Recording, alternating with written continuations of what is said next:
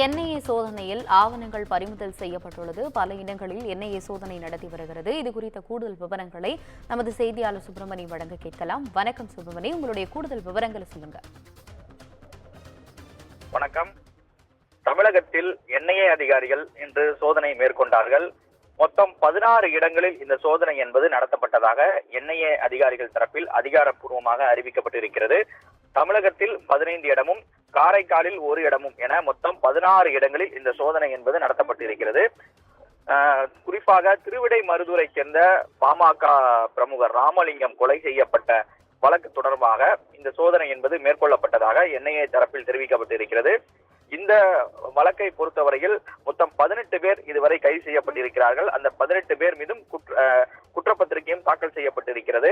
ஆனால் இதில் முக்கிய குற்றவாளிகளாக இருக்கக்கூடிய முகமது அலி ஜின்னா, அப்துல் மஜீத், ஷாகுல் ஹமீத், நபீல் ஹசைன் ஆகிய 5 பேரும் இதுவரை கைது செய்யப்படவில்லை. அவர்கள் தொடர்ந்து தலைமறைவாக இருக்கிறார்கள். இவர்களை இவர்கள் பற்றிய தகவல் தெரிவிப்பவர்களுக்கு 5 லட்சம் ரூபாய், தலா 5 லட்சம் ரூபாய் சன்மானம் வழங்கப்படும் என்று என்ஐஏ அறிவித்திருந்தது. அது தொடர்பான சுவரொட்டிகளும் அந்த பகுதி முழுவதுமாக ஒட்டப்பட்டிருந்தது. ஆனால் இதுவரை அவர்கள் என்ஐஏ உடைய விசாரணை வலயத்துக்குள் வரவில்லை, சிக்கவும் இல்லை. இந்த நிலையில் இவர்கள் 5 பேர் தொடர்பான ஒரு ரகசிய தகவல் என்ஐஏவிற்கு கிடைத்ததாக கூறப்படுகிறது. அதன் அடிப்படையில் தான் இன்று 16 இடங்களில் இந்த சோதனை என்பது மேற்கொள்ளப்பட்டிருக்கிறது. குறிப்பாக திருவாரூர், மயிலாடுதுறை, காரைக்கால், திருச்சி, கும்பகோணம் உள்ளிட்ட 16 இடங்களில் இந்த சோதனை என்பது மேற்கொள்ளப்பட்டிருக்கிறது.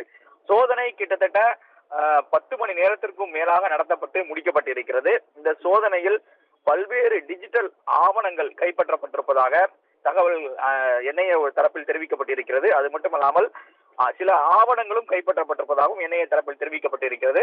சோதனை நிறைவடைந்திருக்கிறது. ஆனாலும் இந்த வழக்கு விசாரணை தொடர்ந்து மேற்கொள்ளப்பட்டு வருவதாக என்ஐஏ தரப்பில் தெரிவிக்கப்பட்டிருக்கிறது. உங்களுடைய கூடுதல் விவரங்களுக்கு நன்றி சுப்பிரமணியன்.